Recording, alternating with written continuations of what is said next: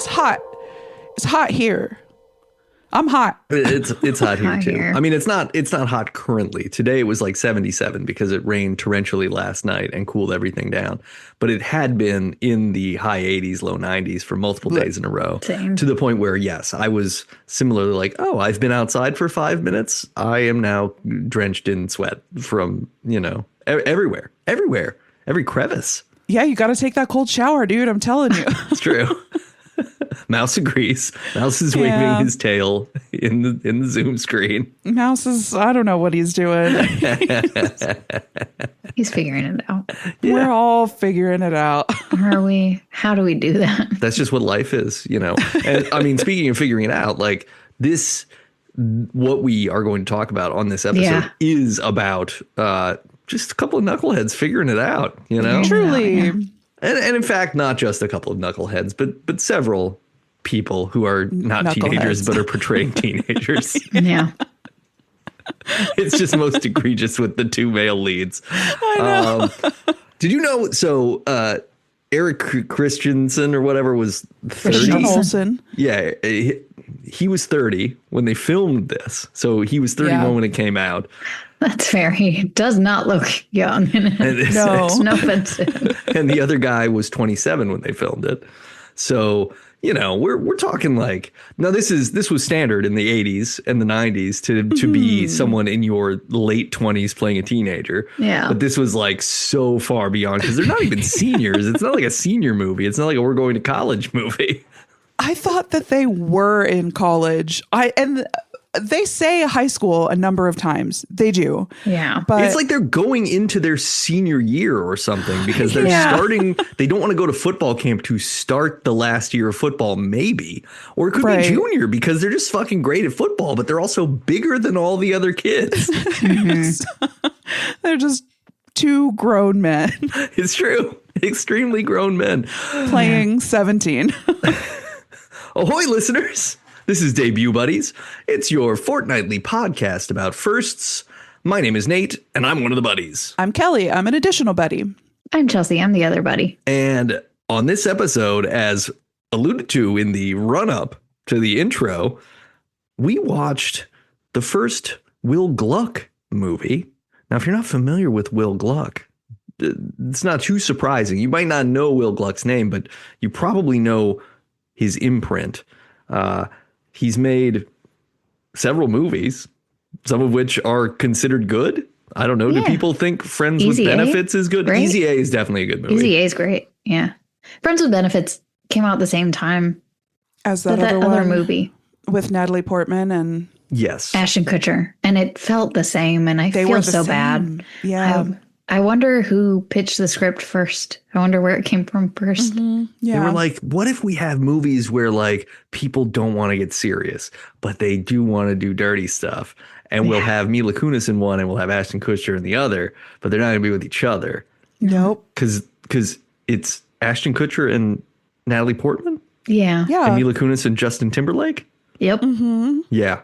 Weird. What a choice. Man. And I recall neither movie being good. And I watched both of them. Oh, was the Will Gluck one better? I think I worked at a theater. Yeah. I'm going to say that. I'm going to say Yeah, I didn't yeah. pay for it. I didn't pay for it. I hope I didn't pay for it. Both of them. Well, he does have a movie coming out, which is great. I didn't even think about that. He's got a movie coming out in August. Is it Yeah. August? Night only? Are we in August? Are we past August? Yeah. The movie is almost certainly out. Yes. The movie is Yeah. out. It is either just coming out or it has been out a couple weeks. It looks kind of cute. It does. Yeah. The I've seen the trailer a couple times. The chemistry between the leads seems good. Yes. So that in a movie like that, I feel like that takes you really far. Yep. Yeah. Oh, I mean, look, chemistry is what carries the first Will Gluck movie, I think. Yeah. Yes, indeed. Yeah. Above anything else about it. He also made Anyone But You, which is a movie that I watched partially on an airplane. And then I realized that like, oh, this movie does sort of seem like Glenn Powell and Sydney Sweeney are going to have sex in it. And I don't want to be sitting on an airplane where this is playing in front I've of me. done that.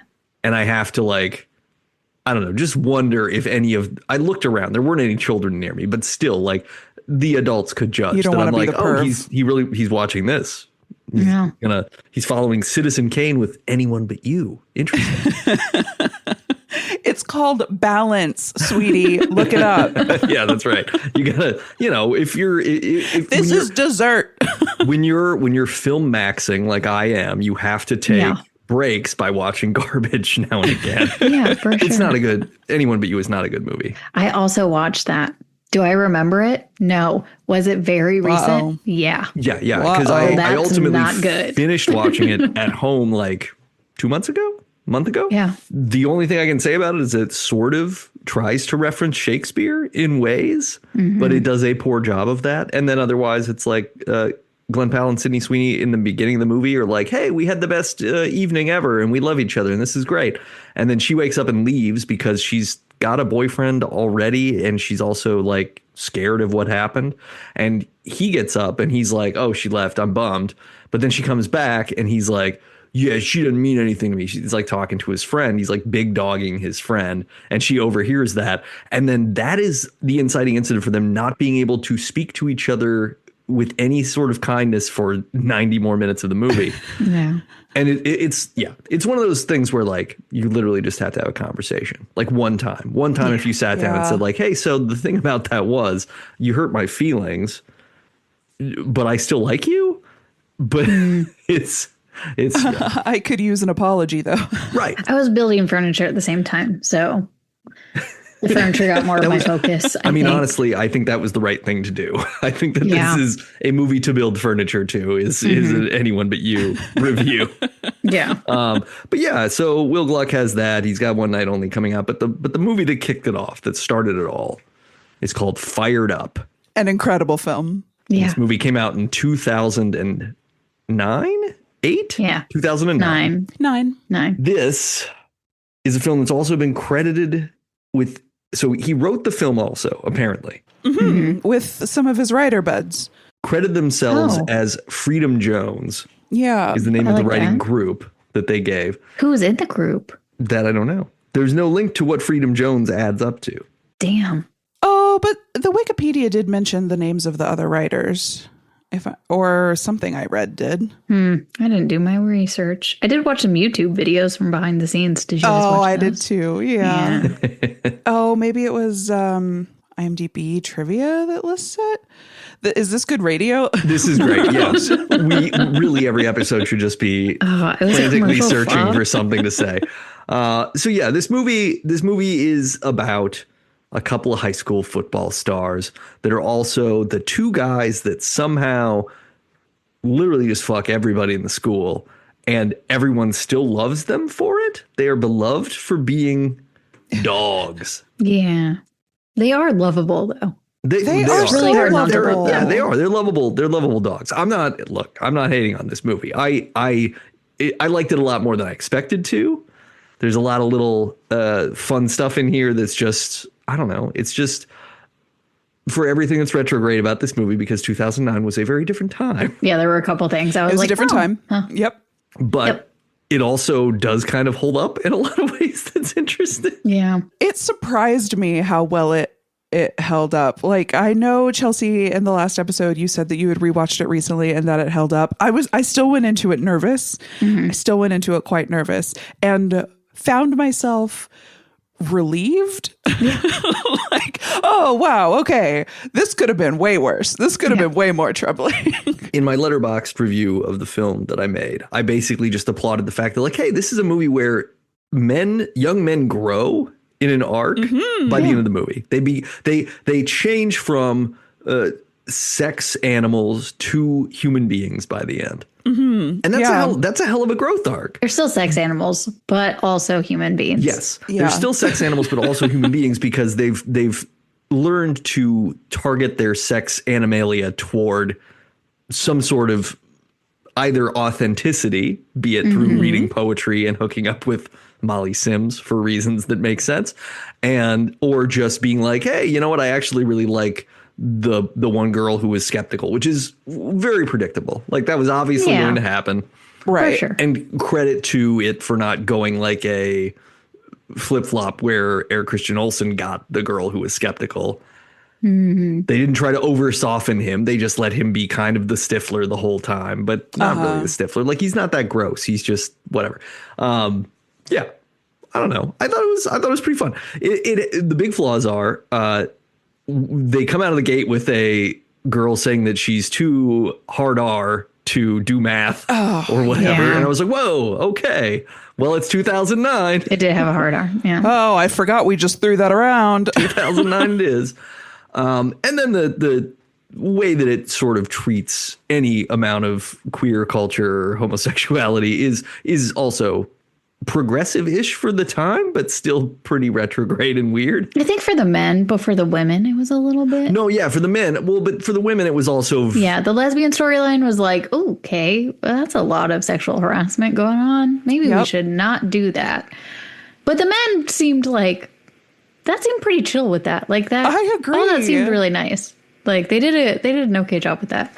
Yeah, they weren't disrespectful. Like the putting anal beads in your mouth thing was kind of funny. Like because of just why'd you put it in your mouth? I don't know.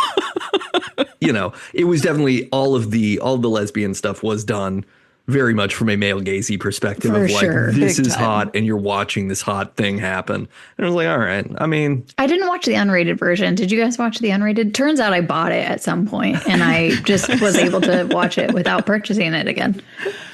Yes, I did watch the unrated version. I don't know what version I watched because I watched it on Tubi.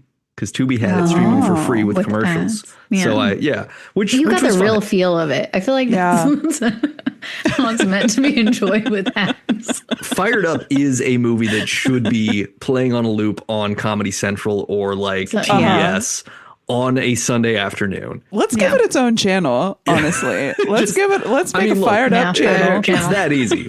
Just Fired Up. They do that, so we should do it. Yeah. Let's do it. Yeah, let's do it. Can we do it? We can purchase the rights. Let's do it. We'll put it together. We can almost definitely afford these rights. Yeah, without a doubt. I'm surprised I didn't try to shoehorn this in when I was the movie person at my college. Yeah, I should have. I don't know why I didn't. It might have been 2009. It might have been too expensive at the time. Since no, it was wouldn't have. New. No, no, definitely not. Damn. Yeah, missed opportunity. I know the rates. That would have been a very affordable movie for me to show. I did find the other writers if you are interested. Oh, yes. Bring it. Bring the other writers. So it's written by, in addition to Will Gluck, it is written by Teresa Okay. All right. Hold on. Let me take it from the top. Teresa Mulligan, Andy Gordon, Robia Rashid, and Sam Laybourne. What's funny? A mulligan is in golf when you take a shot again. And you took a mulligan on Teresa Mulligan. It was a bit. It was a meta bit. It was a bit. Nate sees what I did there. I do. I saw what you did there. It was perfect. It was beautiful. I don't recognize any of those names though, No. and in what I'm currently looking at, they are not clickable. So I don't know what else they've done. Maybe they all just kind of were hanging out. It's a first movie situation, right? This is the kind of movie. Okay, this is the kind of movie that just doesn't get made anymore, at least not for theaters, though. Right? Yeah, I agree. It might be like a streaming type, and it would probably end up being like a mini series or it would be episodes. It wouldn't be an entire movie. Yeah. There's a new cheerleading TV show. Kristen Chenoweth is in it. Yes. What is that called? They threw out some. Maybe the R word. They threw out some problematic jokes in the trailer to the point that I was like, is this new or is this from 15 years ago? Well, we are going in a direction. We are. Yeah, we're definitely going in a direction that involves we might be back in 2009 before we know it, honestly. Yeah. Mm-hmm. In a weird stumble. In a weirdly positive way, though, maybe. You know what I mean? Maybe if we get more Fired Ups and Pitch Perfects, right? Yeah. Which are two movies starring the coach from Fired Up. It's true. Yes. So if we could just get more films starring him, I think that we could be in a pretty good place. I think that could bring people together. His whole bit, the whole prohibidado thing is great. I said it in Spanish. Why can't they understand me? This is going to get really annoying. I'm going to quote so much of this movie as we go through. Yeah, I don't know. This is so weird because, yes, this is a movie that it came out in 2009 in February of all times, which is kind of a weird time to release a movie about like summer cheerleading camp. But no, this is a Valentine's Day movie. This is a date movie. Oh, great point. Fair, great point. I guess. Thank but you. like, I don't know. Would either of you have been happy to go on a date to this movie? Or would you have been like, did. this is kind of gross? Yeah, I feel like I legitimately think I did. Down. Okay. All right, cool. Well, then there you go. Fired up. It's a bomb, though. It doesn't make its money back. It costs $20 million to make and it only made 18 and a half. Oh, that sucks. So yeah, so it's like, that's tough, but that happens. That's just sort of a thing that happens. Well, they still had faith in him as a film director. Yeah, writer? he gets Easy A right after. Yeah. He gets to continue doing it because this movie succeeds in being comedically interesting and having like, I thought a pretty compelling sort of narrative propulsion and plot arc. Like a lot of the stuff is cliche, but there are some great things in here. You've got the little sister that's also kind of a secret mob boss, you know, I love which her. is a very like 80s teen comedy sort of thing where it's like there's got to be one younger sibling that has a smart mouth and is always fucking with everybody.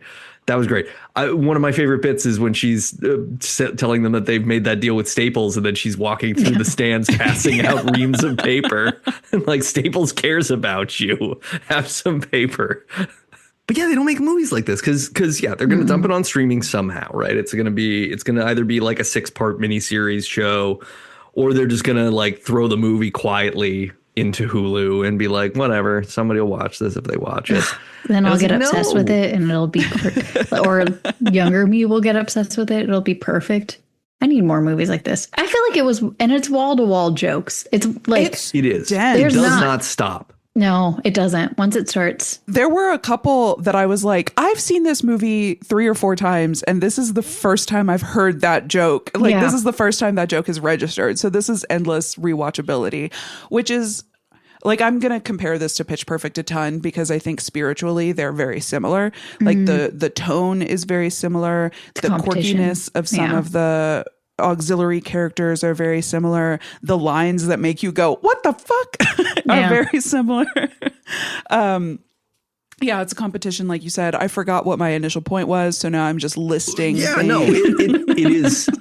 It's admirable because even when there are dramatic beats in the story, it doesn't stop being a comedy. Like you never feel any sort of whiplash. You're just like, okay, we're just going to keep going. And the jokes are just going to keep being zanier and zanier.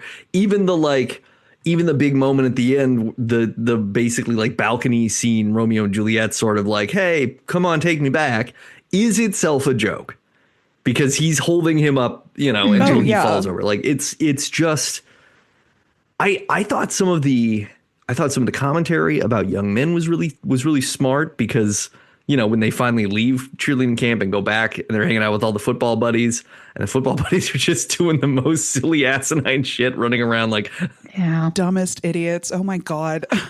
but adorably dumb in a way that really does reflect the fact that guys are kind of just stupid in that way most of the time. Like they are occasionally malicious. They are occasionally a bunch of other things, but really the 2026 internet is mostly responsible for the malice.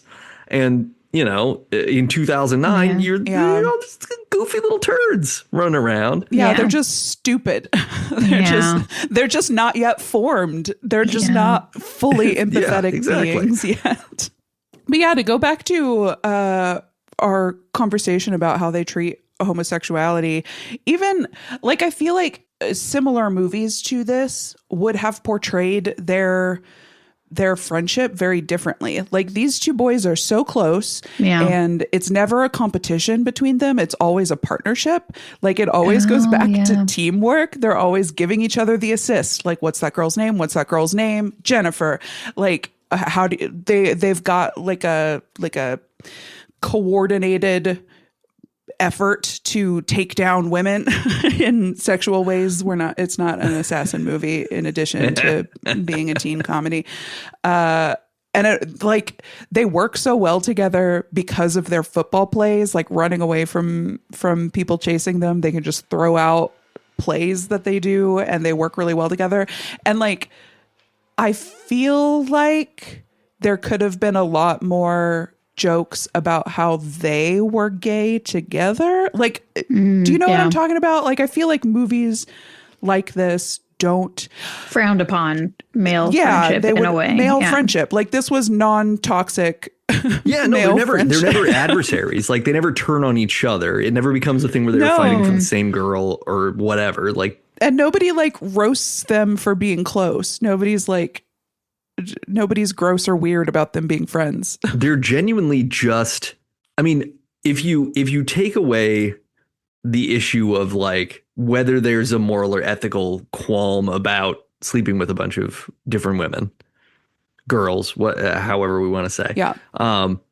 Which the movie sort of does a good job of making sure everything appears very consensual. Like, it makes a lot of moments be like, oh yeah, no, all of the women in cheerleading camp are also just like, oh cool, there's a couple like, there's dudes in the water, let's go.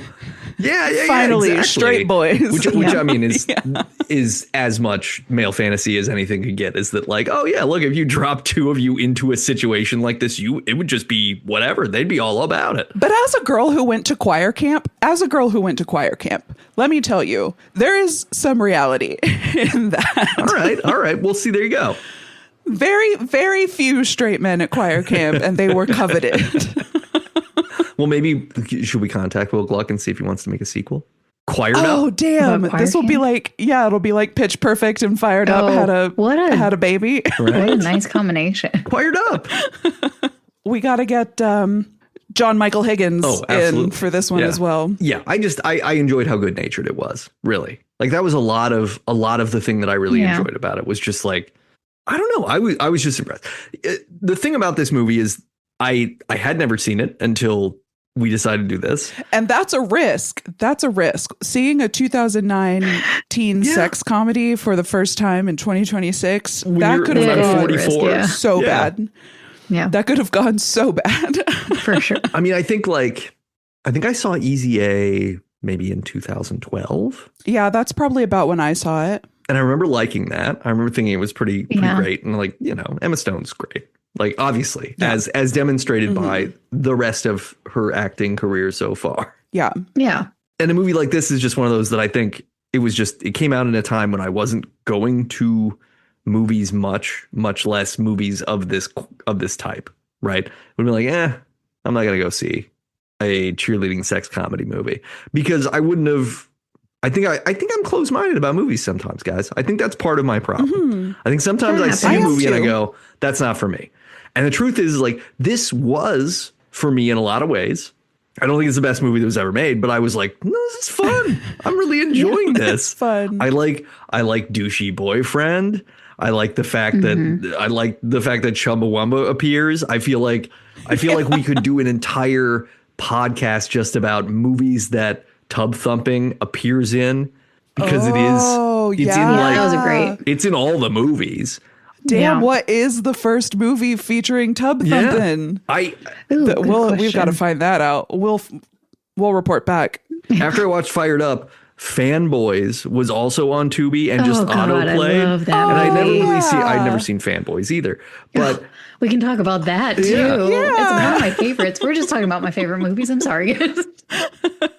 Don't apologize. But Fanboys also has tub thumping in it as establishing song for the party that they go to, the costume party that they go to, that they meet up, and the guys are Vader and the stormtroopers and whatever.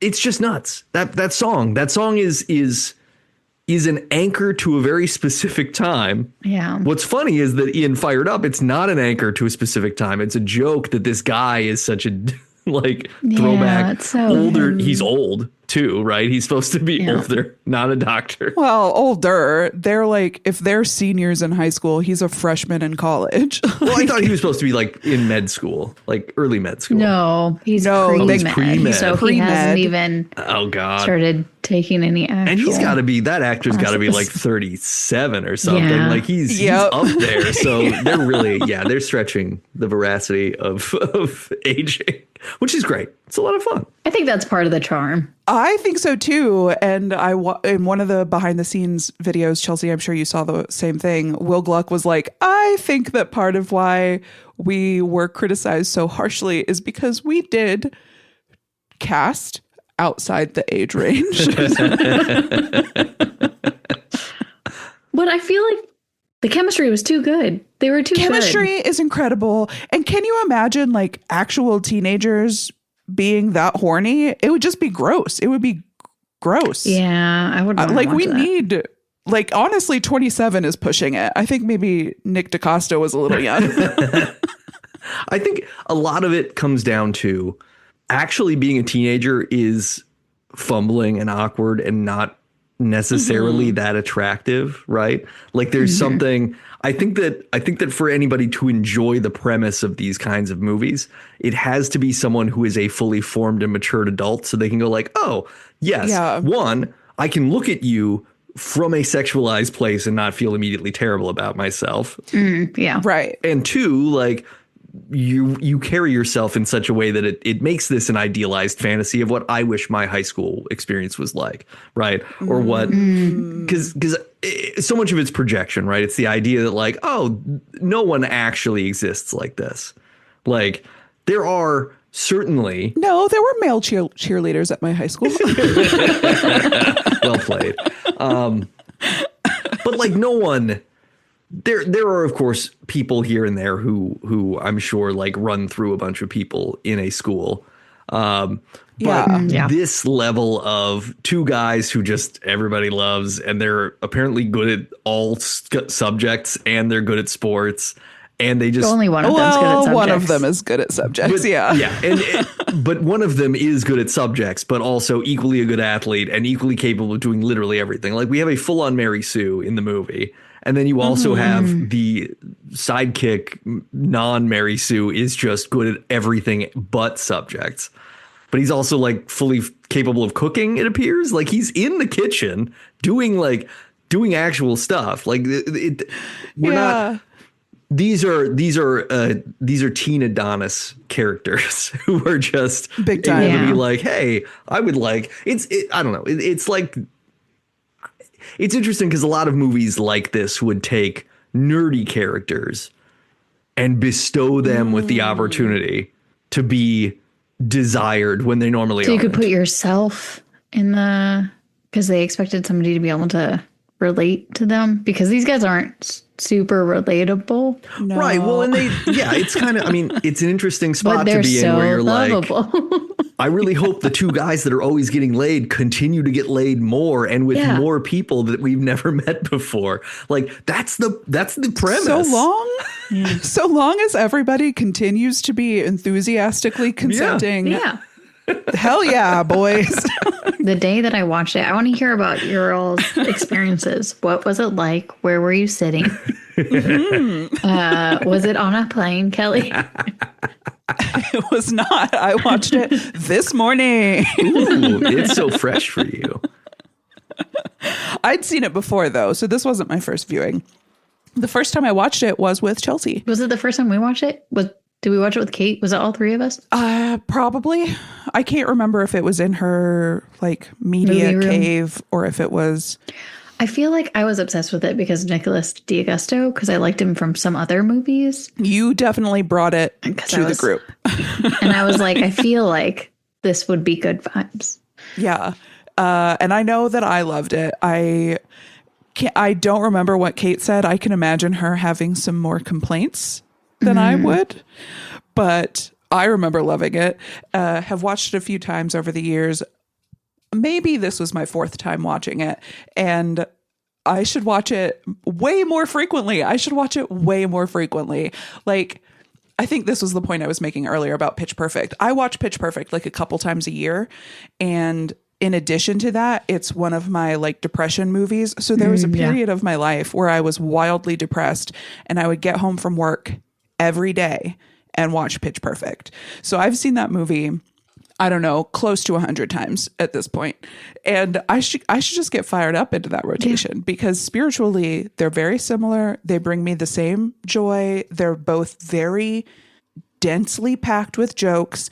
The only thing is I can't put on Fired Up in the bar on the jukebox, like at least Pitch Perfect, yeah. Bella's finale is on the jukebox. I don't know. I guess I could put on Tub Thumpin'. You can always put on Tub Thumpin'. Oh yeah. I watched it in my office here for the first time, and yeah, this is definitely a movie I can see myself like revisiting it's a comforting movie. It's a fun reality to enter for a window of time. Like so many movies are like effortful. And I'll talk about some of those in the MouthGarf report. Like I've watched some really excellent movies lately, but they're also really effortful movies. Yeah, they're movies where I'm like, in the words of Adam Scott and Hokum, it's meant to be challenging.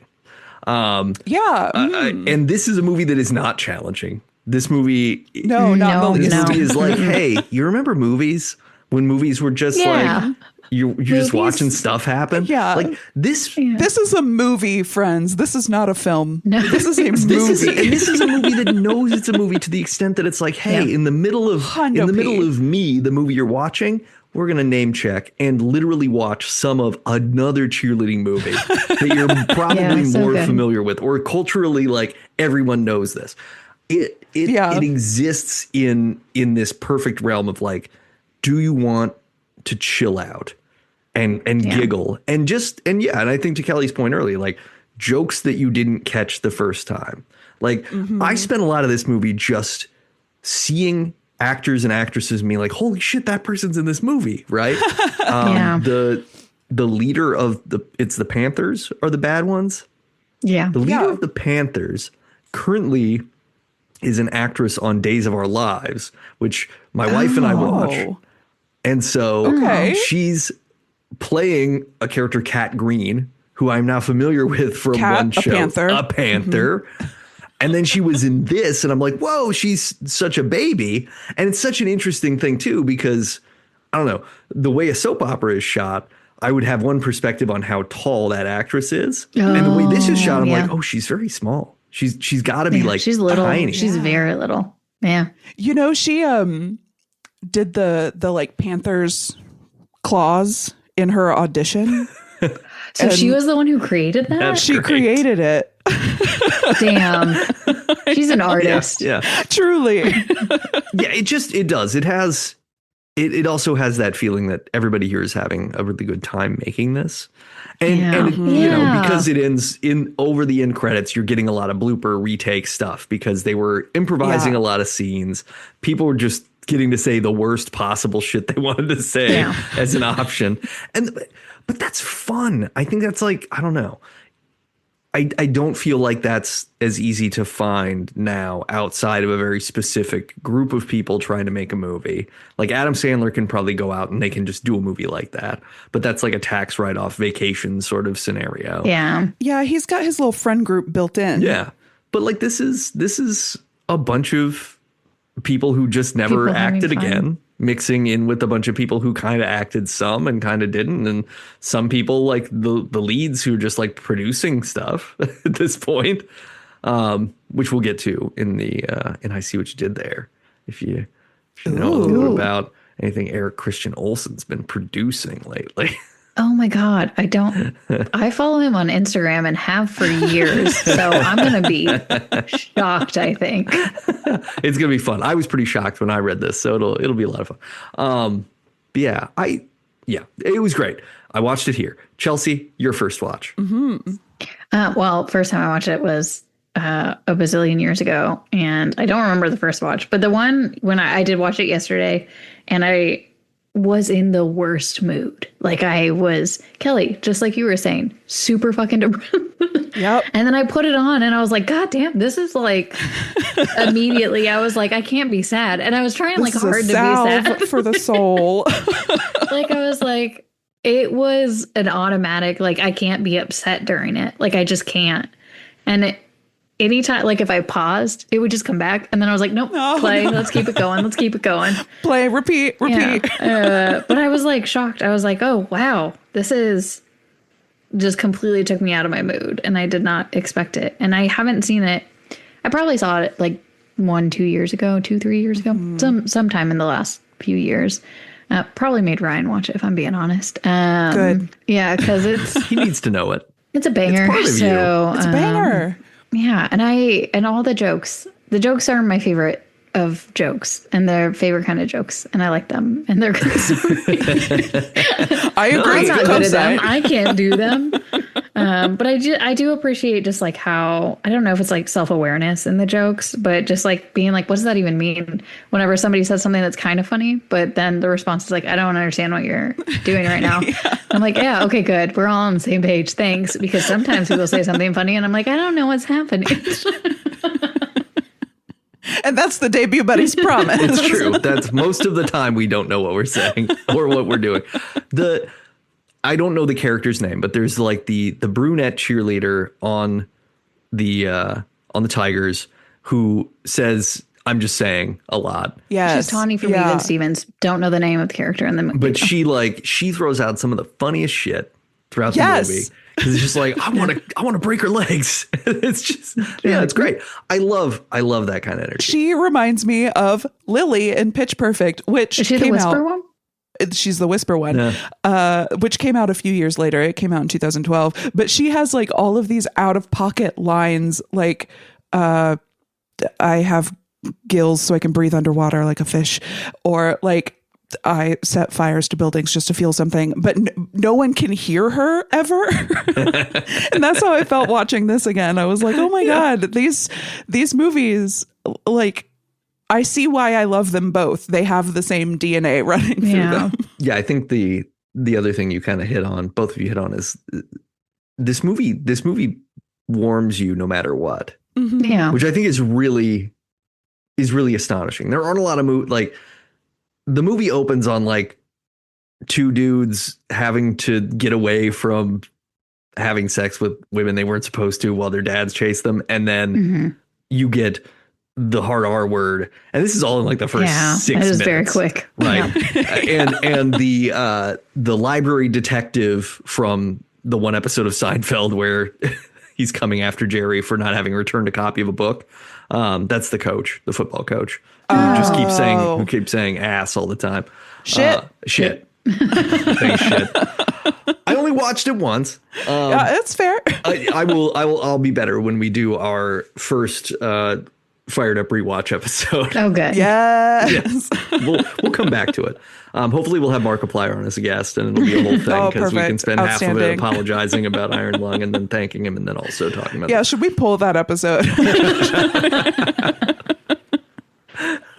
I think we did the right thing. We didn't know what we didn't know, and now we know. We also have a character arc.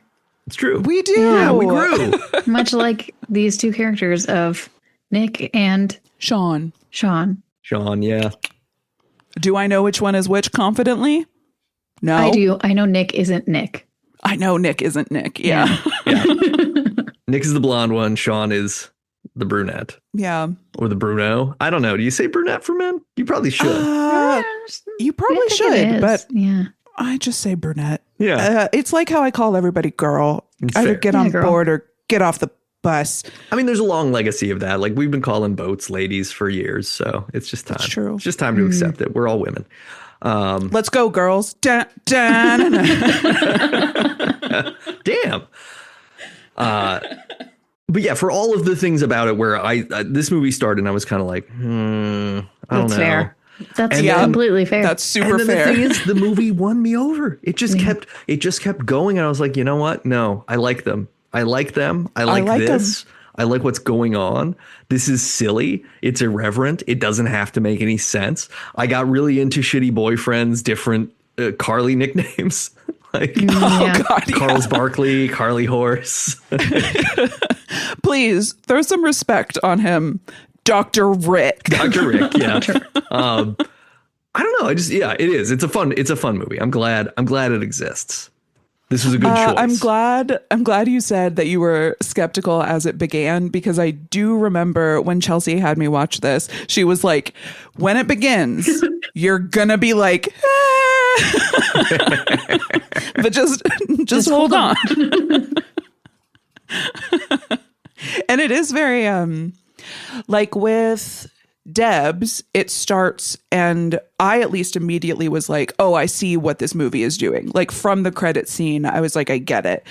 I feel like with Fired Up, it's not as clear that it knows what it's doing. Like it's not as clear that we're on the same page about what's about to happen. Mm-hmm. Interesting. It takes a few scenes for you to be like, okay, I'm understanding the tone. The movie knows what it's doing. The movie is being smart in a stupid way, which is exactly where I want to be. Like it takes a few scenes for you to be like, am I going to like these guys? Am I going to like this movie? And so listeners, if you haven't seen it, number one, highly recommend. Number two, keep that in mind. Just like give it 5 minutes and then you'll know. Yeah, this movie excels at making sure everyone is the butt of a joke at some point. Mm-hmm. Mm-hmm. So there's never any sort of punching down or punching like there just isn't any punching. It's really good comedy in that it's not takedown stuff. It's all playful. It's not malicious. Yeah, it's like everything is just what's the next most absurd thing that could happen right now? Yeah. Even if it is my character needs to say we're driving while we're on the bus in a cheerleading chant over and over and over again, or we're eating or whatever, right? Like you would think like, oh, they're going to make this character seem stupid. And it's like, no, the movie loves Carly just as much as it loves Nick or Sean or anybody else in the movie. Like it loves the other football guys just as much because they have endearing, cute things, which again, going to the way it handles sort of male relationships, it lets all the football guys be pretty like close and cozy and hugging each other and like grabbing each other and doing all this stuff. And it's not like you guys are gross, and it's not dropping like, it's not dropping hard F energy. It's not doing a bunch of stuff that would make you feel like this should all be embarrassing. It's like, no, look at all these people just goofing off. They're just goofing. They're kids. They're having a goofy time. We talk about this on Never Show the Monster all the time. I love a movie where kids get to be kids. I love a movie where 30-somethings get to be kids. I mean, look, I wish I was still 30-something so I could be a kid. I'm still 30-something. I'm kids. Baby. I know. I still feel like a kid at 44. I'm like, geez. You are. Well, you're a baby. Yeah. Baby is a state of mind. Yeah. And you don't put that in the corner. Truly, unless baby wants to be in the corner. Well, yeah. And then Blair Witch if baby consents and or asks to be in the corner, then put baby in the corner. Baby gets what it wants. Yeah. Baby gets what it wants. So yeah, should we run the plot? Do you want me to do it super fast? Yeah, do it. Do it super fast. Okay, so we've got Nick and Sean. They are, as we've discussed, hunks. They love babes. Hunks and babes, classic pairing. They have the broadest shoulders. They truly do. And like very V-shaped torsos. The movie did make me want to do crunches and push-ups. I was like, God, these guys in their t-shirts. It's like only one of the like uniform cheerleading t-shirts looked even remotely bad on them. It was like the ringer one. Yeah. Where it's just too boxy, too whatever. But yeah, we need to see their shapely forms. Those shirts were doing nothing for them. It's a couple of really good looking guys just hunking it up. Yeah. Just being hunks. And chasing down all the babes. And you must remember that they are in high school. And that's strange. It's honestly, if you want to forget that and pretend they're in college, doesn't detract from the movie. Gerald R. Ford High School is where they are. Gerald R. Ford High School. Yep. And there's a line about that. Whatever. I can't remember it. It's like president with a terrible body, above average student body or something. I don't remember. So they are about to go to football camp. And at the end of football camp, it always culminates in a big house party at one of their team members' houses. And this is like tribal male culture is what it looks like to me. But they overhear that their pretty crummy cheerleaders are getting prepped to go to cheerleader camp at the same time as football camp.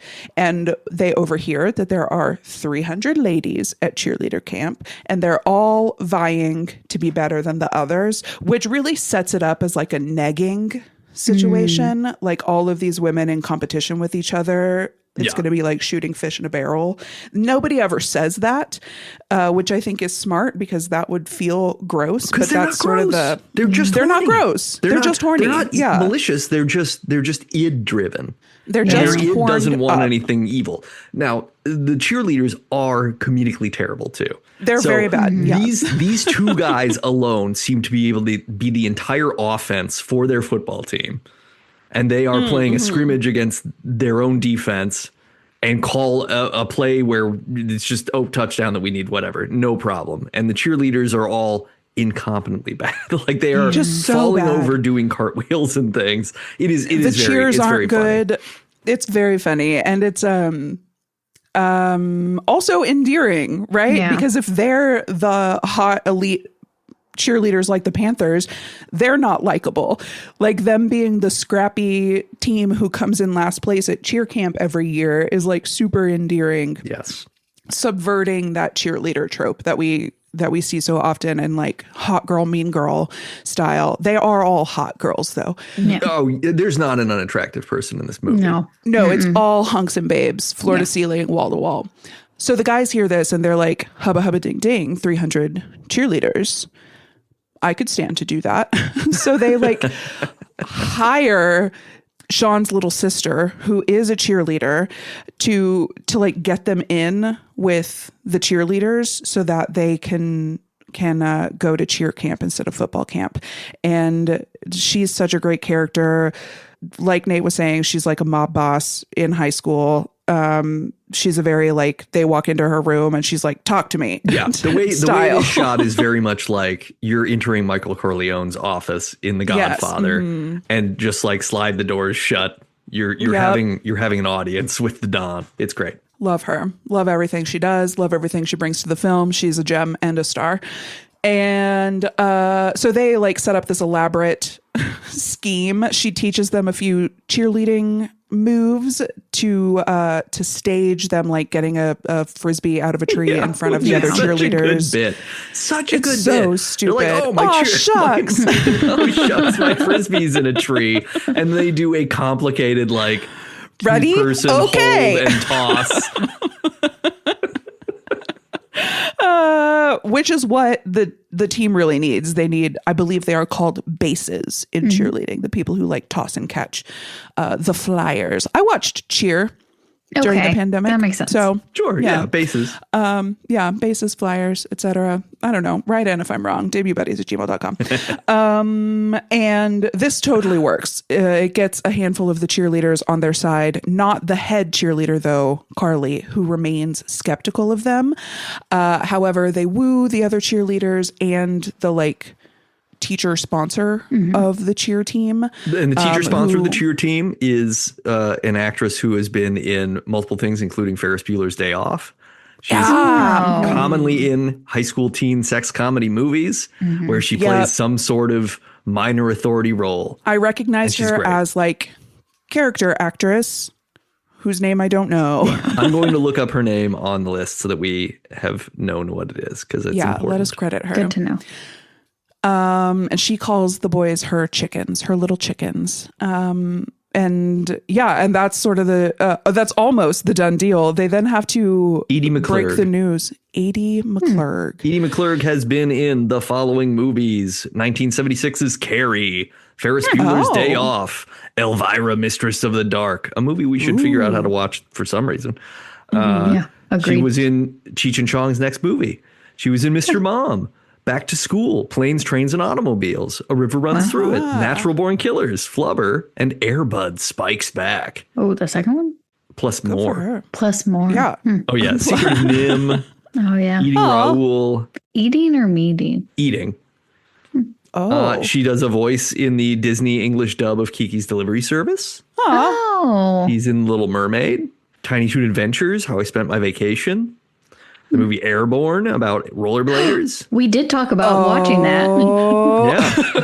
Yeah. Ew.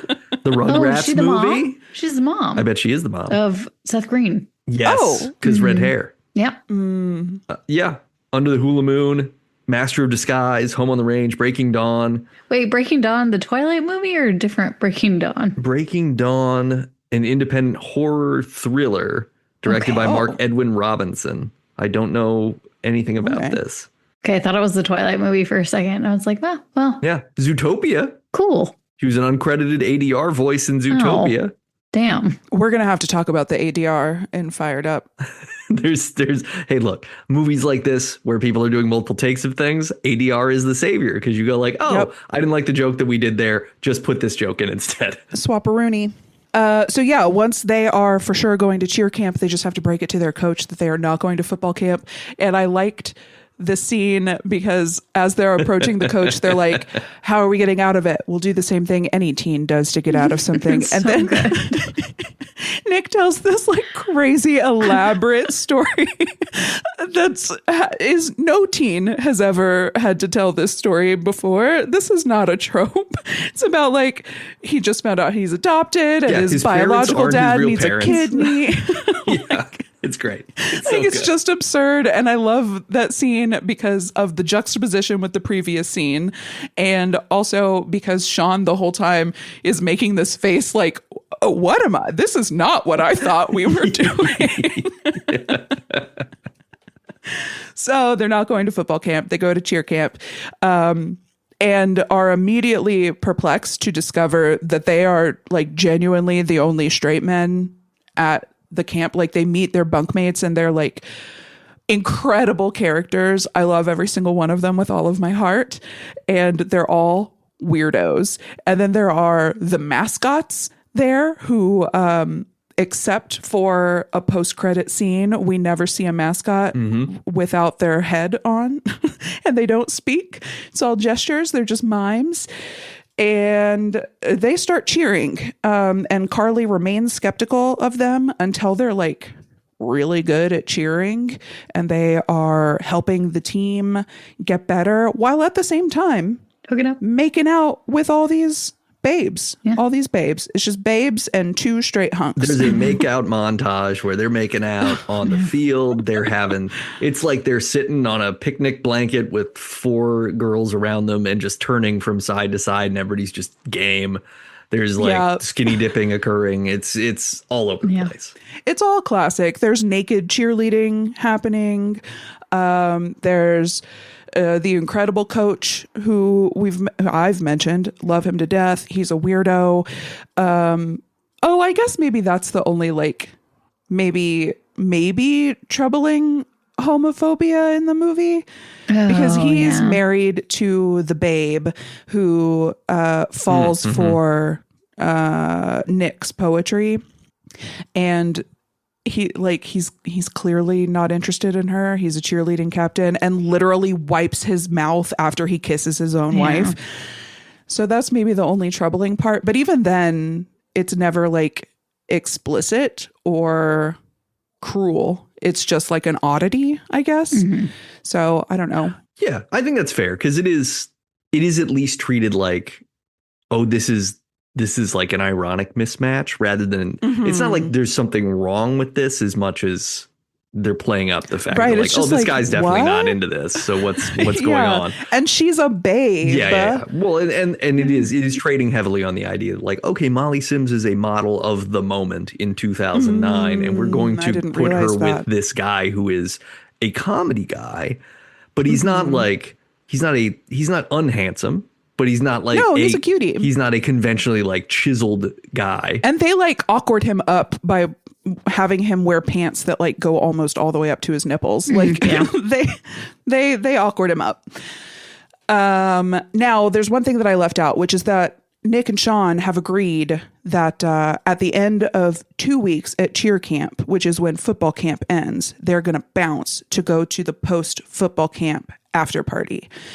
And that would mean that they're going to leave cheer camp before the final competition. And so that ends up being like the big conflict between the boys and their own squad because they get outed that they were planning on leaving. Now, at this point in the film, they have already agreed not to leave because Sean is in love with Carly and Nick's his bro. Nick is going to stand by him after throwing a little fit. He's going to stand by him because he's his bro and his bro wants to stay because he's in love. But they also kind of both like it now, too. Yeah, they both do. like it. They're enjoying cheering. Yeah, and they feel good about helping these gals, and these gals are their friends, which really comes into focus after Carly's shitty boyfriend outs them to the team, and they end up actually having to leave cheer camp because everybody thinks that they are traitors. So they go to the after party for football camp. We talked about this a little. All the boys are running around being just dumb high school It is like they are it's like just somebody left dogs a couple of bags of food and let them run around a mansion.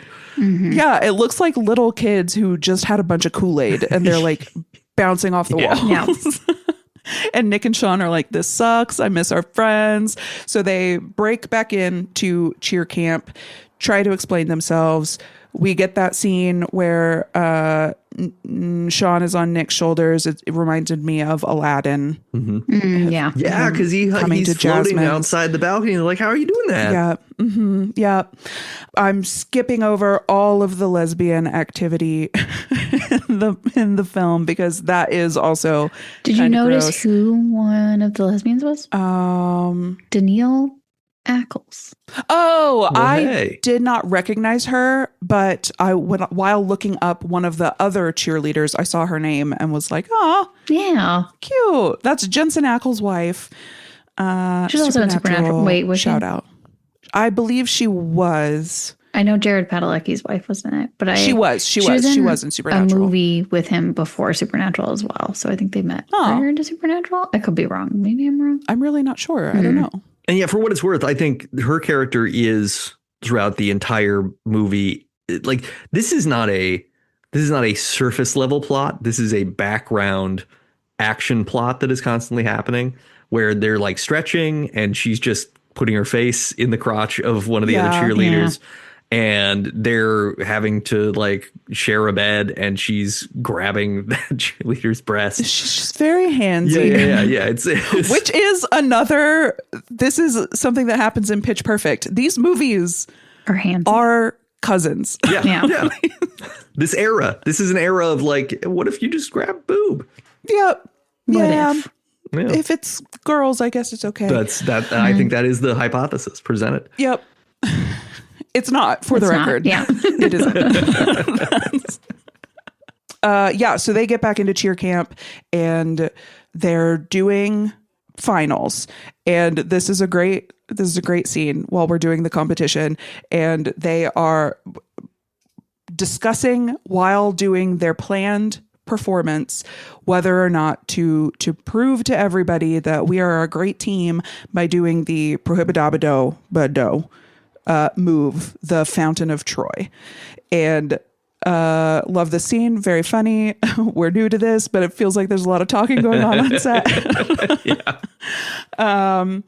They do the move. They nail it, except that Sean does one too many flips and flips into water. Creek. Water. Why is there water on stage? Front moat. That's very there's a moat. dangerous.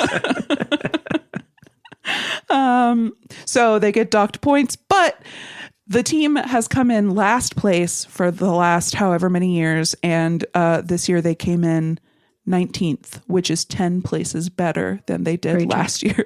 So shout out. And of course, Carly and Sean get together and Nick and the older woman get together. Diora. Troubling. Well, but he writes. He might be 18. Serviceable that's still poetry. Not great.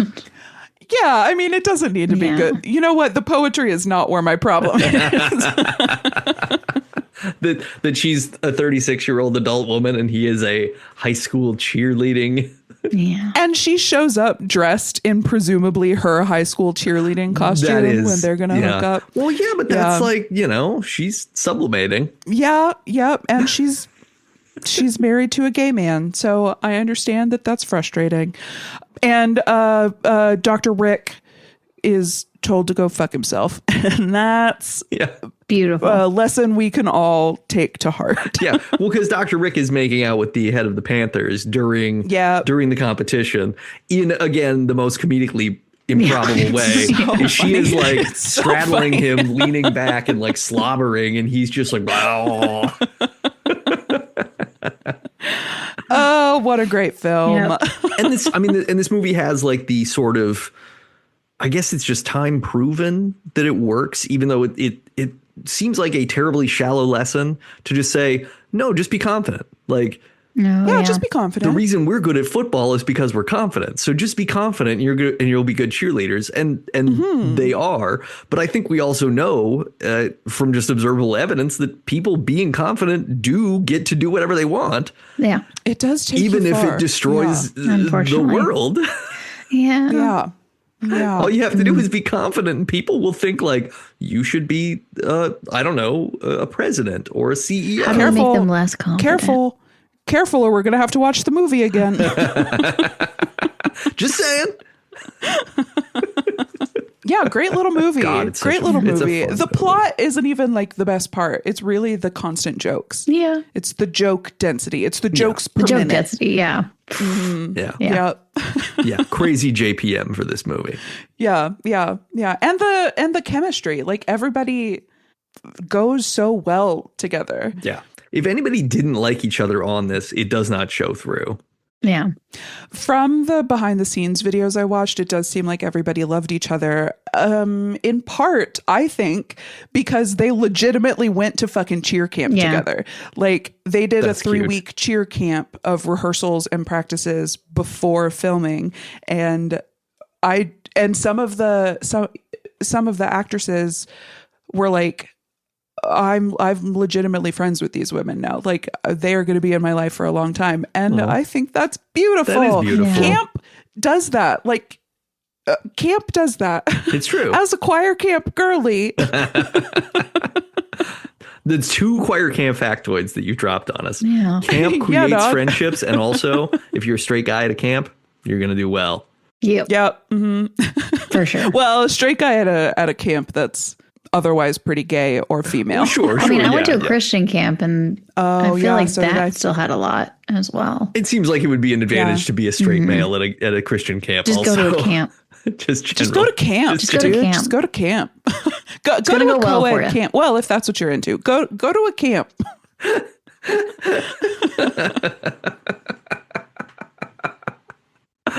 God, what a good choice. This was Chelsea. This was an excellent choice. It was Yeah, I a fun agree. one. Yeah. I was like, yeah. well, I don't want to be like we wanted a soft one, but I feel like this was a fun one that you can have a lot to This was say good. about because it is so jam packed. Yeah. So dense. Yeah, I mean, it really, like, even as we're talking about, I'm just remembering sequences and things, and it's just good, and it knows how to play. Like, it is very self-aware of previous teen comedies and sex comedies, and it is kind of lampooning those at the same time. But it's also not. It's not doing because it almost feels like at the beginning maybe it has something of a not another teen movie energy or a scary movie yeah. energy, but it doesn't Yes. do that because it stays genuinely committed to itself as a reality. Yeah. Yeah, it commits to the genre. Yeah. Even if it's, I mean, like you were saying earlier, everybody gets to be the butt of the joke. So does the genre. Yeah. Like it's committed to the genre in a way that it can still make fun of it. Yeah, Yeah. it's like Will Gluck just turned the dial up to 11 for this idea. It's like, hey, we like all Yeah. these things. Well, what if instead of it being a serious thing where like nerds find a remote control that makes ladies' skirts go up, we'll turn it up to where everybody gets theirs, but everybody grows too. I still like, I know I said it before, but I really admired that this movie is about growth. Like everybody in this movie grows, or if they don't grow, they get kicked to the curb. And that's good. That's a good Agreed. message. That's a positive thing. I like that you described Will Gluck as turning it up to 11, because in the behind the scenes, it is the character actress that we were looking at was describing how Will Gluck gives directions for the movie, which was to keep it very grounded in reality and then just exaggerate it a little bit. Like keep it real and then just go a little bit over the top. Not over the top. Yeah. Just start approaching the top. Yeah, because nobody's big in this movie. No, Some of the moments are pitched, right? But it's not like There's no Pitched point perfectly. where, I mean, yes, pitched perfectly. I see what you did there. Oh, Thanks. But yeah, because even like our gay male characters are not Flamboyant. Even the most It's not like flamboyant a of them trope. is not that flamboyant, right? Like still, more so, but everything he does is not traditional sort of gay jokes. It is more like I'm making a helicopter with my penis because we're going skinny dipping, which is silly. And it's a very like, oh, this guy's just really comfortable with his body and doesn't care about this stuff more than it is anything about anything else. I admire that. I think it's really well done. Yeah, great movie, great film. Oh, it's not a film; it's a movie. It's great a movie. It's definitely a movie. Definitely a movie. Do we have any other thoughts before we move along to the mouth? Oh yes, I wanted to tell you about the ADR. Oh yeah, So, ADR. This is perfect because I started to walk us out of this, but now we're going to go back and record some audio about a thing that we missed. There we go. Yes. So where they filmed the movie was a fucking peacock sanctuary. There were just peacocks on set. Oh God. Constantly. And they're loud. They are so loud. Shriek. And there were so many like in some of the behind the scenes, you can hear the peacocks in the background and then Gluck being like, hold for peacock. Hold for peacock. Cut. like just having to deal with it. Peacock screaming. Which is funny because now the movie would be held for peacock. Oh, I see what you did there. Thank you. I'm bowing. So yeah, it was just funny. All of the scenes and all of the actors complaining about having to deal with the peacocks. It was just funny. That's very funny to me. And you can't even tell. You can't, like some movies, maybe you could in the theater or with headphones, but in a lot of movies, I feel like I'm like, oh, that was ADR'd. Oh, that was ADR'd. Yeah. Like I could just hear it. Either I didn't notice it in this or it didn't matter. I feel like there was only one scene that I really felt like do you remember what it was? It like cut away and it had his voice. And I was like, oh, that's a weird moment. And I was like, that had to have been added later. Yep. Yeah. Friggin' peacocks. Yeah. Yeah. I love the old trick is that there are several Simpsons episodes from the earlier seasons where the screen will go to black before a commercial, but they will have like two more jokes that occurred during that. Because of a combination of like either, hey, we came up with this joke late, so we're going to record it in the booth, but we're not animating it, or we don't want to spend the money on animating this joke, so we're just going to add the joke as a bumper.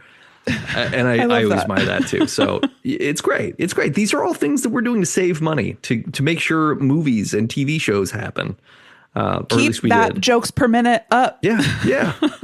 Look, it's like the movie Speed. If it gets below 50 JPM, it's going to explode. Yep. Speaking of ADR, I'm coughing up a storm over here. You're gonna have to ADR in some silence on the old Attaway track. You should ADR in a different person coughing. Like I'm gonna ADR in peacocks. Okay. Female peacocks. What are they called? Peginas? That can't be right. Is there? I know. I'm pussies. Oh, peahens. They're just called peahens. Oh, okay. Sure. You were setting us up for a joke per minute. I know. I'm glad that you went there, and I got to be like, no, I just meant the very sincere thing of peahens. We got paginas and pussy. Now it's time for the MouthGarf report. Woo! The MouthGarf report.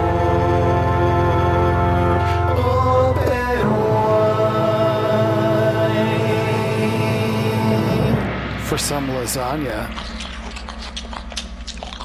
I hate Mondays. I think you're sort of describing like a nose tampon at this point. Yes. Right? Yeah. Which That's is fine. what I need. I don't think there's anything wrong with that. I think that's a great idea. That's what I need. Chelsea, nose tampons. What do you think? Underutilized. Great. See, she gets it. Perfect. Mm-hmm.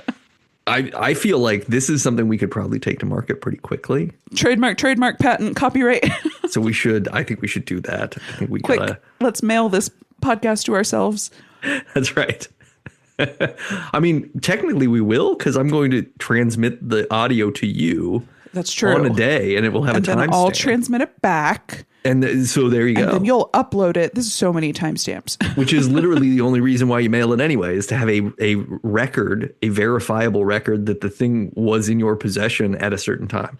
I do wonder, do you mail it to yourself because it goes through the USPS? Like, does it need to be touched by a government agency? It's just that it's postmarked. Validity? It's that so you can go to a lawyer and say, like, look, this is postmarked on this day, and it's in this sealed envelope.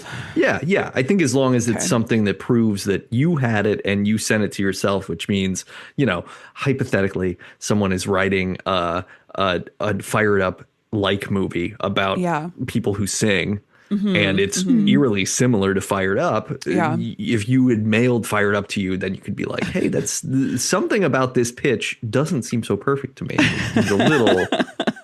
It seems a little borrowed. And I'm fired up about it. Yeah. Oh, we didn't even get into the part where like the whole chant is just them saying F you back and forth for a while. Which was another one of those times where I was like, oh, this joke is lame. But they kept going for so long. Right. It was like, no, okay, it's working for me now. You won me over. You won me over. Okay, speaking of things that won me over, I have several horror recommendations that I want to give both of you, because I watched a lot of horror movies in the interceding time that we have been apart. Excellent. One of those is the 1986 movie From Beyond, which is a weird practical effect Lovecraftian movie with a lot of puppets and horrible silicone monsters and people being eaten by bees. List. Yeah.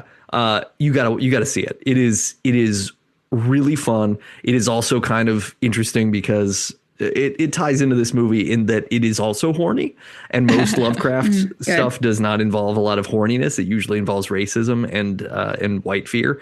And this movie is more like, what if cosmic horniness happened? What if? So but the practical effects in this are so good. It's a lot of fun. So check out that. Check out From Beyond. Barbara Crampton, it looked like. Yeah, Barbara Crampton's in it. Love her. Barbara Crampton, she's a like clinical psychologist, and then she gets horny from the cosmic stuff. Oh, sure. So, just so you know, these are things that happen. It's common, Yeah. Look, it's happened to all of us. Yeah, We've all been at sure. some point doctors who have become horny because of cosmic rays. Yeah. What's Mouse doing, Kelly? I don't know what Mouse is doing. I was trying to assess my internet situation. Unstable is the answer. We still see you. You're still moving. I wish I could show this to the listeners, because there was a moment where it seemed to jump cut to Mouse was suddenly there in front of you. Oh, He's just looking directly at the camera. Hi, Mouse. Hi. Yeah. You're universally loved, little boy. That movie is fun. I watched the movie Buffet Infinity.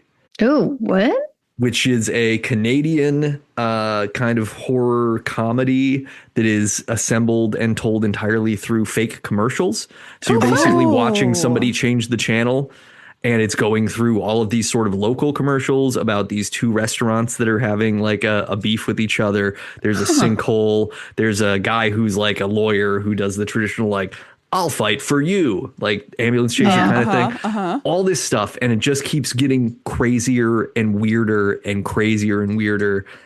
So much fun. It's really like, it's not super scary. It is unsettling. There's some like gross stuff that happens, but it's also just fascinating. Really good movie. So I recommend that. What's the name? Say the name again. Buffet Infinity. Buffet Infinity. Okay. Yeah. What year was that one? Ooh. That's from last year, 2025. Oh, okay. Yeah. I also saw a little movie called Back Rooms. Back Rooms. Did we all see it? Yeah. Okay. So we can talk briefly about Back okay. Rooms. I know you're probably going to talk about it on Never Show the Monster, but we can speak briefly about Back Rooms. Great, right? Like really great. Kelly didn't like it. In some ways. It's great. The first 2 acts maybe are great. You don't like the way that it sort of makes the back rooms less into an unknowable thing and more into a spoilers, listeners, for back rooms, a movie that came out 6 months ago at the release of this episode. Oh, damn. Yeah, that's true. The back rooms are, in fact, a sort of cosmic entity that takes all of our trauma memories and keeps recreating them over and over and over again. What? And making more and more I think everyone copies. has a different interpretation of this movie. Yeah, like I think this is I have a different interpretation. okay. My problem is that the movie had different interpretations of what it was doing. Like there are multiple scenes where they explicitly say the thesis and they contradict themselves. Chelsea, what was your interpretation? Sorry, you just said it was different. I feel I was like, well, now I feel like I'm on the spot. I was going to do a little more research before I talked about it, but I thought it was about, let's just do it based on vibes. I thought it was just about memory. I didn't think it was about trauma. I just thought it was about memory and I know, but there is trauma in it and that happens. But I just thought it was a bunch of people's memories and it's even capturing maybe I'm just too simple birds. About it. No, I mean I think it's capturing. I did get everything, attacked by a bird. What? That's trauma. Well, now it's trauma again. Yeah. But yeah, I guess okay, because Chiwetel Ejiofor's whole thing is that his experience of the back rooms is all of his problems have manifested as still lifes is what they're called, I guess, canonically within the movie lore. So his wife is a still life. We don't know who the two people are. The little guy in the chair with the lamp or the other guy that he eats. But we do know that the pirate version is his sort of resentment for everything about his life kind of existing in a manifest way. Not to be all never show the monster about it, but the minute we saw the giant pirate, I was like, what are we doing here? What is this that we're doing? I laughed and no one else in the theater did. And I was like, okay. I mean, it's definitely funny. I don't think it's a terrifying thing. I think it's it gets scary because he's so misformed and fast. It is when he's chasing her out, it's kind of scary.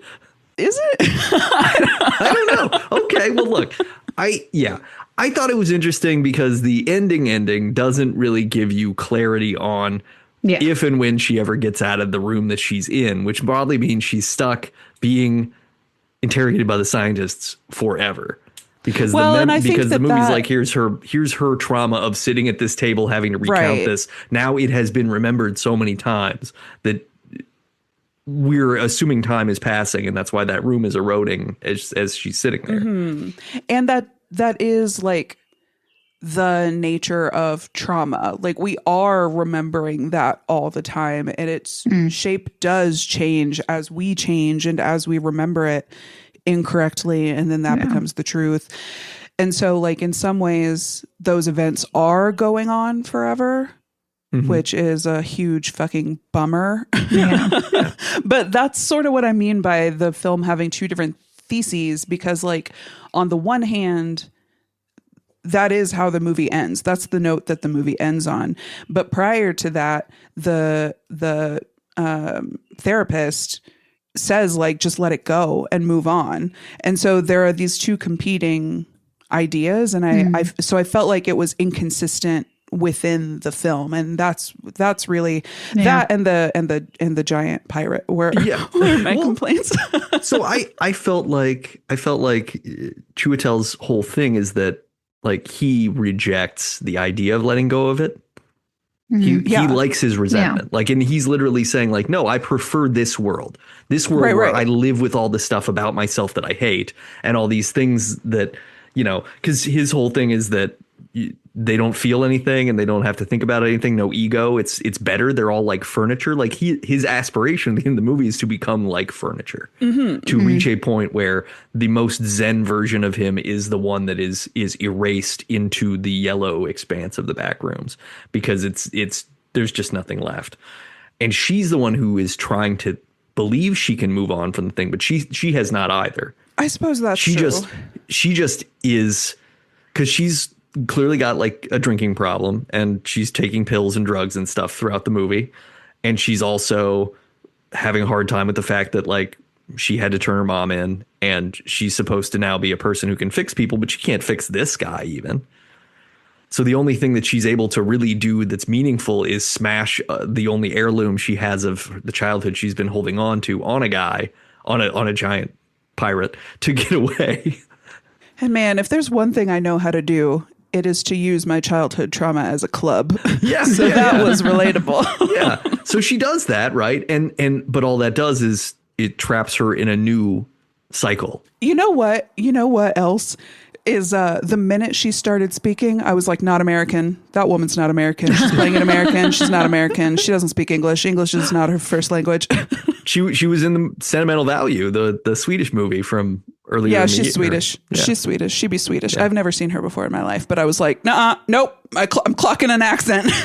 No, it does read very like she's speaking the lines phonetically in a way. Oh yeah, I didn't feel that it impacted her performance at all for me. I just was like, I hear you. I can hear it. Yeah. So I like got out to my car and immediately looked it up and high-fived myself. But yeah, I don't know. Backrooms, I liked it. I thought it was a good movie. I do. I might be iron lunging it. Maybe. I never watched the like viral videos about it. Have you guys? Yeah, I watched a few of them. I didn't watch all of the ones that he had done, but I watched like No. I them. don't mean wait. Who do you mean? I mean the director of the this director. movie. Okay, yeah. I've never watched any of those. I've just watched the Markiplier Let's Plays and not all of those. So maybe I'm missing some foundational material for it to hit harder. But yeah, I was really liking it until a point. And then I also felt like the shift for, how do you say his name? I've only ever read it. Chiwetel Ejiofor? Chiwetel. Uh-huh. I felt like he lost it really quickly for me. So that also sort of took me out of it. I guess I didn't necessarily need to be spoon fed. It just felt like a big jump for me. Because there was like a massive time jump that happens like in between. Was it massive? It felt like it was just a couple days. I assumed he had been in there for like three to 6 weeks or something. After the assistant manager and the boyfriend got, I assume he's just in there for a long time. Yeah, I was. And he's basically gone Colonel Kurtz. He's like a weekend gone native in this place. He's missing because he ends up calling and being like, I'm not coming back. Yeah, like which he don't leaves do her that that message. If you're gonna abandon your life, don't go calling people about it. Yeah, don't, do especially it, not do a it or manager don't. reporter. Do it or don't. Yeah. Yeah, I think I want to see the movie again because I think I will feel differently. But I agree with you. I think it could have been another 20 minutes longer easily to provide more in a lot of ways, and it would have been even better. I also could have just gone for more movie rather than film and like just done more of the like found footagey type stuff at the beginning. Sure. Like just settling into the weirdness instead of some, like I'm down to just do a liminal space movie. I don't need a thesis, I suppose. Yeah. I think that's probably if you go find the originals on YouTube, I think the reason why that didn't happen is because there's like 5 longer ones that are between like 7 and 20 minutes long that are all just that. They're all just the found footage, breathing heavily, walking through the back rooms, looking around. Yeah, that's stuff. how all the Let's Plays are. Right. So Chelsea, when I asked you if you had seen the Markiplier Let's Plays and you were like, I don't want any spoilers. And I said, I don't think there are. Yeah. I don't think there can be spoilers. It's because that's all the Let's Plays are, is just breathing and going, whoa, why is that chair upside down? No human would stack a chair like this. Not a one. That's what you think. So yeah, the good movie, divisive movie. I also watched Hokum. I have not seen it, so which is good. I'm just gonna say it's good. I thought it was good. Makes sense. Yeah. Okay, so my super exciting MouthGarf report. Yes. All right. So one of the other movies that I watched in the last, I watched this at the end of May, so it's been a minute, but there's a Harrison Ford movie from the 80s called Frantic. And in this movie, Harrison Ford and his wife go to Paris for a sort of medical conference thing. And Harrison Ford is a doctor who's getting an award or whatever. And he and his wife are like checked into the hotel room. He's taking a shower. They've got big plans to bang it out all night before the award show or in the morning or whatever. Ooh, 80s Harrison Ford. Yeah. Lucky gal. Yes, very much so. He is completely naked in this movie. But holding a stuffed animal in front of his groin and yelling, "Don't mess with me, man. I am an American and I am crazy." He says great stuff. It's a lot of fun. It's a lot of fun. So in this movie, his wife gets a phone call while he's in the shower, and he can't hear her over the shower. So she like leaves the room to go deal with whatever thing it is, and she disappears. And so the whole movie is him trying, where's my wife? Frantically trying to find his wife. wife. He's Harrison Ford, so he's not super frantic, really. He's just like, where's my wife? You know? Partially frantic. Partially frantic, slightly. But he's charming. Anyway, so throughout the movie, at one point, he finds like there's a woman at the airport who had the same type of bag as his wife. And this is, if you switch bags at the airport by mistake. So he thinks like, oh, maybe because we switched bags, that's why my wife was taken. And so he goes to the apartment of this woman who had this other bag, and he sits down and he's grumbling about this, the bag switching and the wife being missing and all this other stuff. And then in the background on a little night table, there is a Garfield phone. Perfect. Oh my gosh. It's sitting there. Oh my gosh. and they use treat. They use it. They're going to use it to make a call, but they cannot because apparently the roommate did not pay the phone bill. No. As a plot point. But there is nothing better than Harrison Ford is sitting in a room like, I gotta get my wife back. Semi-frantically searching for his wife. I gotta get my wife back. And then in the background, Garfield's just hanging out, eyes closed, waiting for a call, snoozing. Love that. Perfect. What a treat. What a special gift to you. I'm so glad you experienced that. Come on. It was like I assume it was like seeing an angel for someone who's a believer. I was like, oh, it does exist. Leo pointing gift. I see there he is. So I left the country for a little bit. I went to Sicily. It was so fun. And I saw so many street cats. I saw so many street cats, dude. The specifically in a town called Syracuse, and more specifically Ortigia, which is like a little island off of Sicily. It's a little island in an island. And there were so many street cats. The first day we got there, I saw one that I thought was dead because it was laying so still. And I was like, is that cat dead? What's happening? And as I got closer, I gave it some ice because it was very hot and I was worried about it. And that's all I had. I didn't have any water. It's hard to get your hands on cold water in Sicily, but I had an Aperol spritz. So I gave it some ice, and it sat up and looked at that ice so disdainfully that I was like, oh, it's being taken care of. Like this cat is not on the brink of death. He was having a lovely nap that I interrupted. And that totally proved to be true. Like walking through town, I saw so many, just like tucked into alleys and on the sides of streets, little bowls of cat food and water for them.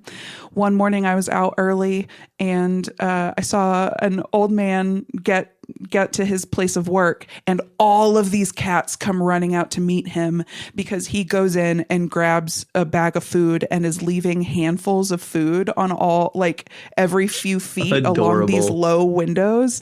So all these cats are like being well taken cared for. And I was so worried for that first one who was just trying to have a nice nap when I disturbed it. And all the while, back at home, my cat was also being well cared for. He had a cat sitter for, so I was gone for 10 days. He had a cat sitter for 7. And the cat sitter ultimately asked, she was like, do you want me to stay another night? I know it's a couple days before you get back. I'm happy to stay another night free of charge because he's been so easy. Yeah, I know. So sweet. And when I got back, so before I left, I got him a new automatic feeder, which is part of why he's so easy. Like, he gets 1,000 meals a day. Otherwise he barfs. So I had programmed his feeder to give him X number of meals a day, except for when the cat sitter was here. And then he gets X minus 2 meals a day, so that she feeds him wet food twice a day. It's a lot of math. This is a lot of math, and it's a lot of details. And you need to know this because I fucked it up. I fucked it up. Oh, no. Did you give him X plus 2? I gave him, well, yes, basically. Oh, so I thought that when the cat sitter came, that I adjusted the feeding schedule so that he got 2 fewer meals. He would get the 2 wet meals. And I only changed it for 1 day, not for the whole 8 days that she was here. So for 8 days, he was getting double portions for 2 meals a day. I know. And he's a fat little cat. And when I got home, I was like, you're looking mighty plump, Mouse. Little boy put on 1 full pound while I was gone. Nice. Nice. So he is thick and happy. That's good. No, because I mean, look, he better that than the other way. Like, I'd rather him have had a treat of a vacation while I was gone than for him to have gone hungry. Yeah, you did a magic trick. You were like, look, I can make you even more well fed when I disappear. I'm sure the cat sitter was like, why is she having me feed him at 7:30 when the feeder goes off? Like, why is he getting so much food? And I'm sure he threw up 1,000 times from eating too fast, too much. So I'm sure she had to deal with a lot. I tipped her very well. And she wanted to come back and hang out more, so that's positive. Yeah. She wasn't like grossed out. She was probably just like, this is fun. He's just, like, she's great. Chonking. It really is easy to take care of him. He's got an automatic litter box, an automatic feeder. You just have to feed him wet food a couple times a day, and it's fine if you miss it because I fucked up the schedule. Like, he really just needs snuggles. So how does an automatic litter box work? Let me open the door. So you see how it's round? Yeah.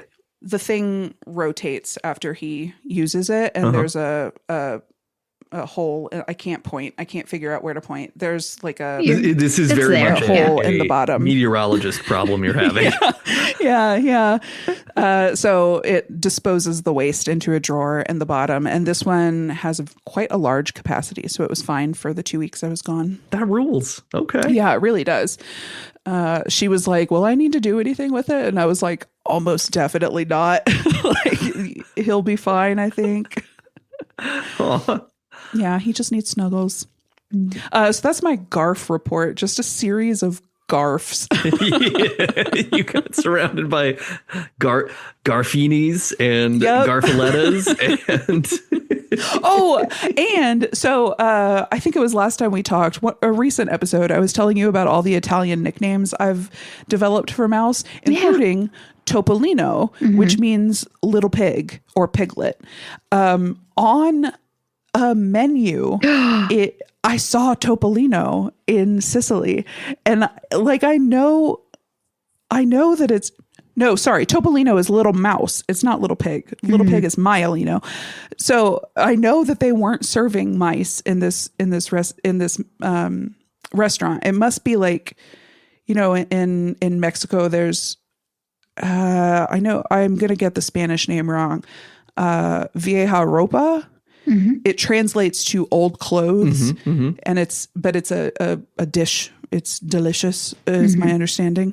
So it's got to be something like that. Like, it's not literally mice, but I don't know what it is. So just like scanning a menu, I'm like, Topolino. You're serving Little Mouse here? Yeah. What is that? What is it, do you think? Do you think it has to do with Ratatouille? Oh. It could also translate to Mickey Mouse. They could be like talking about specifically Mickey Mouse. Pancakes? Oh. So yeah. So it could be some sort of or like some sort of American, like this is an American food. Do you want the Mickey Mouse? Oh, that would have been humiliating. Like, can I get the Topolino? And they're like, well, okay. Ugh, Americana. What about you, Chelsea? Any Garf sightings? No Garf sightings. I'm trying to think of one of my cats has been a little sick. So I've been taking care of her. Gone to the vet a couple times. Oh, but she's going to be okay. She's fine. She's doing fine now. She's doing fine. Which one? Mushroom. Mushroom. Minaru's a beast. She's fine. I think, like, I swear, like, sometimes she eats out of the trash because she was a street cat. So she'll, like, find ways to eat food. She, I don't know, has a stomach of steel. But Mushroom's like a dainty little princess. And because she was on antibiotics for so long, she then got kind of sick from the antibiotics. And then we're trying to get her stomach back to having normal bacteria. And it is pooping everywhere. So she's great. Like last 2 days, there hasn't been poops everywhere. But there have been little turds all over the place. Wake up, turds everywhere. Jeez. It's fine. She's doing great now. But yeah, she's doing better. So all is well for that little one. And I did get attacked by a bird, and that was scary. What kind of bird? It was a red-winged blackbird. Turns out that they are very territorial, and I was near its nest. They're loud singers too. So They're excited really to take a picture. Yeah, they have a very distinct sound, and I have like gone to parks and walked by them very often. This was the first time I've ever been attacked by one, but got a cool picture of a heron in the meantime. But yeah, I was having a bad day. Man, I've been having a lot of bad days. Anyway, and I had to drop Ryan off at work, and we had passed a pond, and the pond had a heron at it, and I was like, "Ooh, I gotta stop there on the way back." And then I was like taking a nice walk, and I was like, "You know what? I feel really good. Nothing bad can happen." And then fucking the bird dive bombed me, and I was like, "Oh, hi! I can't do anything to make myself happy." I was trying to appreciate your majesty. Yeah, why are you? Exactly. And then yesterday, I was going to run Ryan's car because we haven't been running it. So we've been using mostly the shared car. And I went to, and he was at work. So I was going to go just like drive it around the block to keep it, I don't know, moving. Lubricated. Yeah. So I open it loses charge on its battery. So I have to go, I have a Hulkman, and I use a Hulkman, and I jump it. That's the word, you jump it. I was doing that, and it didn't work. So then I went back to go force start it again. And a mouse just popped up out of the engine and was like, hello. And I was like, no. Topolino! Okay, guess I'm not doing this. Yeah, don't be in there because you're eating the wires, and that's going to make it even harder to start this thing. So I immediately was like, well, I'm done. I'm done today. I'm done with this. That's enough. So I've had a couple critters the last couple times. Oh man, they're coming for you. Yeah. For movies, I also saw Backrooms. I did see it twice. Because Obsession is fucking sold out so much. It has not stopped being sold out, and I cannot get a ticket to it. And like, it's my fault. I can get a ticket alone, but I cannot get a ticket with anybody. So I'm like, I don't know. Maybe one day I'm just gonna have to go alone and sit in the front row. Maybe that might be what happens. I mean, I really want to see it, but I haven't. I did see. Which today, I don't know if we want to date this so people know how far or where we are. We did release Duel yes. today. Yes, we did. I saw Disclosure Day. Hey. Terrible. I enjoyed it. I'm shocked. The trailer looks just devastatingly bad. So I'm going to see it. I don't think a lot of people like it. Oh, I heard that it was like one of the top rated movies. Oh, it might be like that's out right now, but like on like a list of Spielberg, everyone's been like, "Oh, it's so low," and I'm like, "Well, I really liked it. I thought it was very enjoyable." Somebody was telling me that it was like I don't even remember who it was. They were saying that it was like had a perfect score on Rotten Tomatoes. Whoa, and I was like, okay. there's no way that's That's true. I was bizarre. like, there's literally no way that's true. It had to have been like some fake stuff that people put in. No, I mean, no offense. I really enjoyed the movie. My dad also enjoyed it. I went with my dad, and he loves Skinwalker Ranch. So I feel like it might be like a good one. We were trying to talk about his favorite movies. The movie Skinwalker Ranch or No, he the likes place? the TV show. Oh God, yeah, he doesn't like the movie. The place. Oh no, the place Well- kind of. When he wanted to come visit me when I lived in Seattle, he wanted to take a detour so he could go. Like, he likes weird stuff. He's a big Ancient Aliens fan and stuff.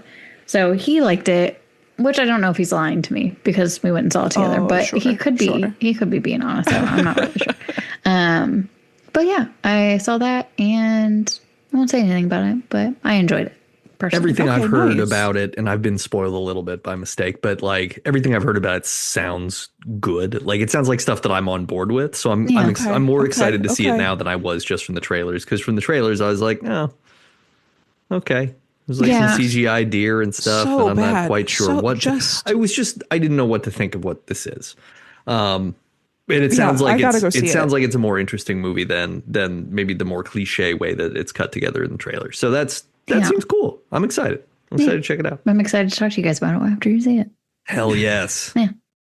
We could just do an episode about it. It could be our first disclosure day. Dun dun dun. Give me back my wife. I'm trying to get my Harrison Ford down. I think I'm getting old enough and he's getting old enough, and then he'll die, and they'll need a new Harrison Ford. Yeah, you can step in. And none of the ones that they have presented so far have stuck. So I think it's you. I think it's going to be. It's going to be me. It's definitely going to be me. Yeah.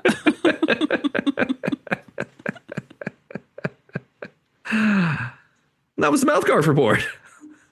Are you ready to play a game? Yeah. Oh yeah. Oh Always. yeah. Oh, get excited because it's time to play. I see what you did there.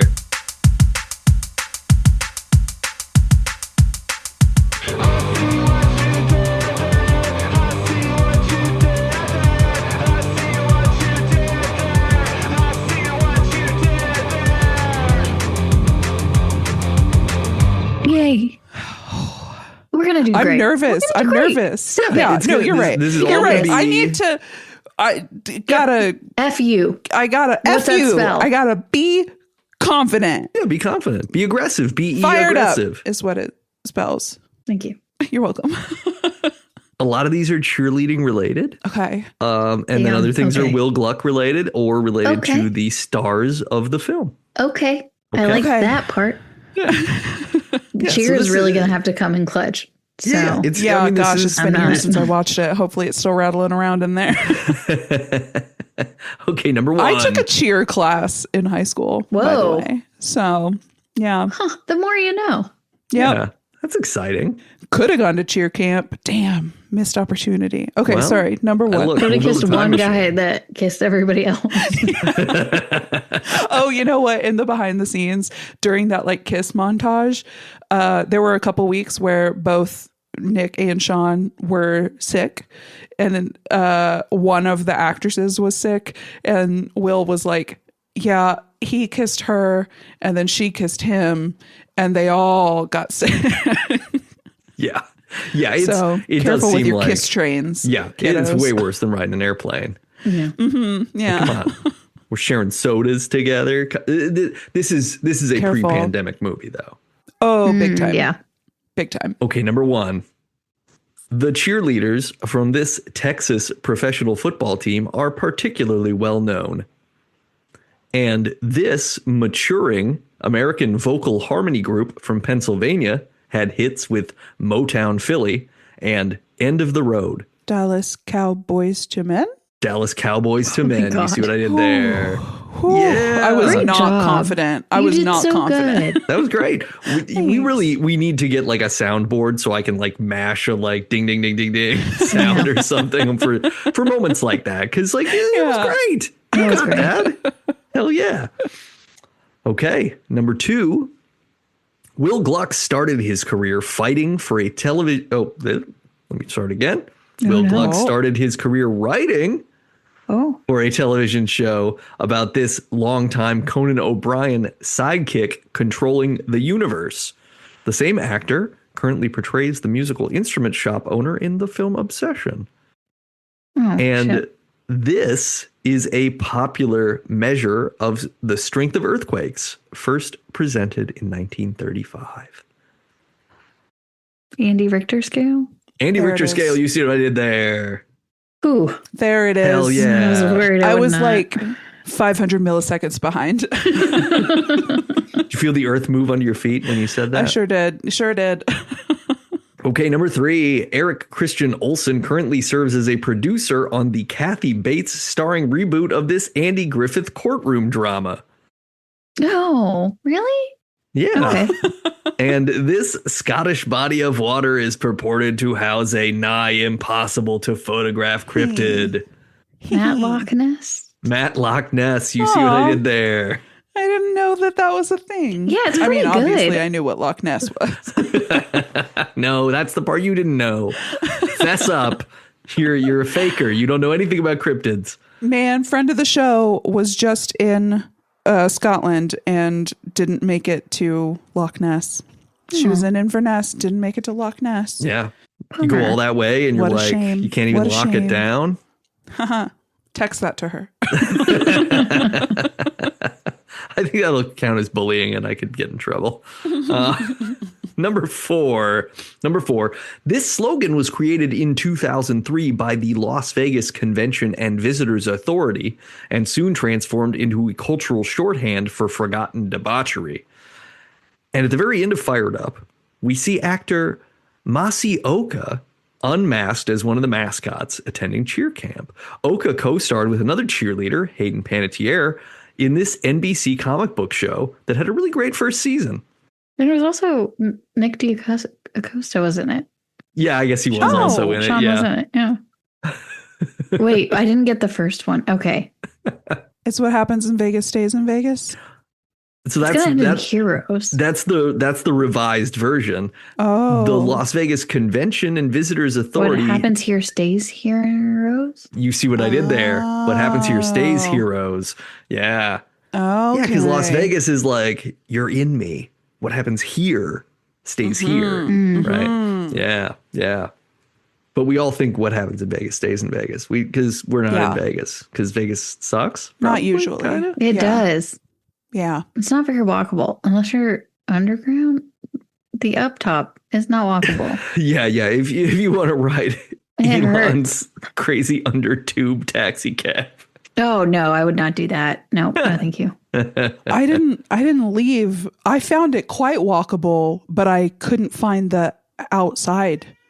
Yeah, that's what like it is. all the hotels are connected connected. So I was underground, just yeah. like, oh, I didn't go underground. They're connected Up top. above ground. Oh, additionally. I thought it was all underground. I don't think I went underground. I don't know. You know how Vegas is with Maybe windows. it is above ground. And I just assumed I was underground. Huh. Because I don't yeah, know. if you're in like fluorescent lights and a lot Yeah, of it crowded feels- space there's after a no while, it windows. just sort of doesn't. Yeah. It doesn't feel It all like you're blends near together. outside. Yeah, because they don't want you to. They want you to have enough No. oxygen and free drinks and or cigarettes to continue losing your money. Couldn't find any free drinks though. No, I wasn't gambling, so I didn't get any. Yeah. Yeah, you gotta make a little showing of it, and then you get a couple of free drinks, and then you stop gambling altogether. I almost got to see Pitbull for free, and I fucked that up. Fucked that up, man. Damn, dude. I regret it. I'm Fully so sorry. regret it. I'm so sorry for your loss. Convention. Okay, number five. Nicholas D'Agosto stars in the fifth entry in this Deadly Premonition horror film series. Oh. And this is an advanced planned marriage ceremony set to occur either in a foreign country or far from where the couple and their guests live. Final destination wedding. You see what I did there? And isn't Yeah. that, they have to make that, right? Final destination wedding Yeah. is an awesome premise for that movie. I'm sort of surprised they haven't. It's perfect. Maybe that's what they're all. I mean, aside from the one where it's like the NASCAR one, because you got a plane, and then you have a car accident. Maybe everyone's heading to a wedding. Yeah. Or some of the people that end up not making it at the beginning, they're all heading to the same wedding. Yeah. Yeah, they just got to be. Yeah, there's got to be like a. How did they tie it all together with the 15th one? There's some sort of boat related thing. They got to go to this island where they're doing the wedding, and the boats, and there's a storm, and somehow they all just don't get on the boat because they decide to stay at a luau or some stupid shit, and then they go the next day and they're fine, but they were supposed to die on the boat, and the boat capsizes, and then they all get like somebody's like the banana falls in a snorkel and the person can't breathe, so they drown. Whatever. Like it could be great. Perfect. It could be a lot of good stuff. Perfect. Copyright, trademark, patent. That's right. We're mailing this podcast to ourselves right now. Yep. Now it's time to talk Debs. How many Debs? How many Debs? How many Debs? How many Debs? Damn, dude. Easy 5. Yeah, Easy yeah, five. Easy yeah, five. yeah. Easy 5. I mean, I would not rate the movie a perfect movie. No. Not a perfect movie, but not a good film. There you go. Correct. That's a great distinction. Okay, yes, you're right. It is definitely a 5 out of 5 movie. It is a 3 out of 5 film, but I think it is a 5 out of 5. Generous, but that's okay. That is generous. I think it actually is really like, because it's not mean spirited. That earns a lot of. Yeah. It earns. It does have for a lot me. of heart. Yeah, it really does care about being bigger than just its premise, and it's all jokes. Yeah. So many It's jokes. oops all jokes. Oops all jokes. It's all jokes. Yeah, what happened at the joke factory? Somebody turn off the joke factory pump. We gotta clog in the joke chute. Oh, Yeah, easy great 5. movie. All right. On our next episode, we are going to talk about the first ever ghost hunting TV show. So get excited about that. Are they going to find any ghosts? I don't know. We'll have to find out. I mean, one can only assume that they had to find ghosts to continue making ghost hunting TV shows. So certainly on the first one, they found ghosts. I don't know, man. Hope is the thing with feathers. You know what they say. But you know, I'm excited to find out. I like the I'm idea excited that they're find going to be out. like, oh yeah, here it is. We got one.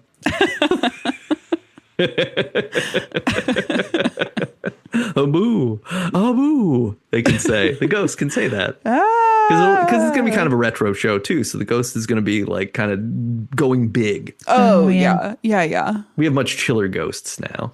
They're just trying to get on the Wi-Fi. Oh, absolutely. Yeah. Just trying to sneak in there. See if they can't figure out like products to sell you later, or maybe a password to an investment account that you haven't altered lately, or VPN that's gone unused. Do ghosts need money? This is a question to put a pin in for next episode. I think it's a very good point. Yes. Because we're probably going to find out ghosts do need money, and that's why they're haunting you. Because they're like, boo, friggin' give me money. capitalism. Yes. We didn't hit capitalism in this because we had such a sunny time with the movie. Oh, wow.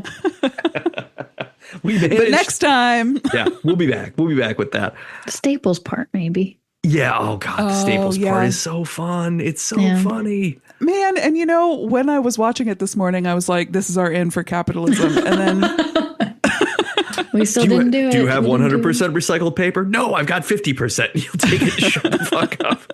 It's lovely. It's so good. If you like this podcast, please subscribe, rate, and review us wherever you listen. You can also go to Apple Podcasts and give us 5 stars, and then tell us what fires you up. F you. F you. You can also just give us leave 5 that. stars and F say you. F you. yeah. And if that's what results in us actually getting reviews, I would be overjoyed. It's like, wow, all of these say F you on them. Are you guys okay? It's like, oh no, this is great. No, this was exactly what we wanted. If you like the music on the podcast, please check out the music stylings of Michael J. O'Connor. That's michaeljoconnor.bandcamp.com or Michael J. O'Connor and the Cold Family.bandcamp.com. You should also check out his Substack. He is giving an earnest look at reality in unreality times. give that a gander. If you want to read some books, we still make them. Go to readspaceboy.com. And if you miss me and Chelsea in the off weeks of Debut Buddies, I think at this point, Maybe. you can find us over at Never Show the Monster. The archives are definitely there, but I think new episodes are too. I know we've been teasing this for a long time. I'm optimistic. Once again, hope, feathers, etc. Yeah. Is that because Hope flies, presumably? Is that why Hope has feathers? The rest of the line is like it alights unceasingly or something. I don't remember. Okay. Yeah. That's sweet. Yeah. Yeah. That's cool. But that also means Hope doesn't like land and hang out with you for very long. It's just constantly flying around. Well, such is the nature of Hope. Well, surely by the time this episode comes out, things will be better and we'll be a lot more hopeful about. I have the rest of the all that line. exists. Hope is the thing with feathers that perches in the soul and sings the tune without the words and never stops at all. Oh, well, it never stops. Yeah, it never stops. It can't stop never stopping. It's fired up. F you. It's fired up. Prohibidabo. The great thing is Prohibidabo? you just commit to it and however you say it is correct. Prohibidabo. Yeah. Because that is what everybody does. Every single Yep. actor in the movie says it slightly differently, and it works. It works because and none of them say it correctly. No. None of them say it properly. No.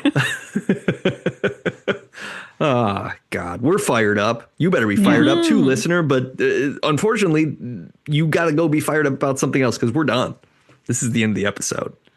Sorry to say Bye. that. We will be back. Like I said, we will be back. But for now, you're going to have to be fired up without us. But remember to stay weird and don't clench. Oh, God damn it. I was doing it again. Clenching? So was I. I was clenching. Gotta stop clenching. I even knew it was coming and I still fucking clench. What the fuck? I forgot. It was a total surprise. I was clenching. You can't bite through your problems, people. You gotta loosen can those try. jaws. You can try. Yeah. You can try. Watch me. Yoha. Yoha. Bye, buddies.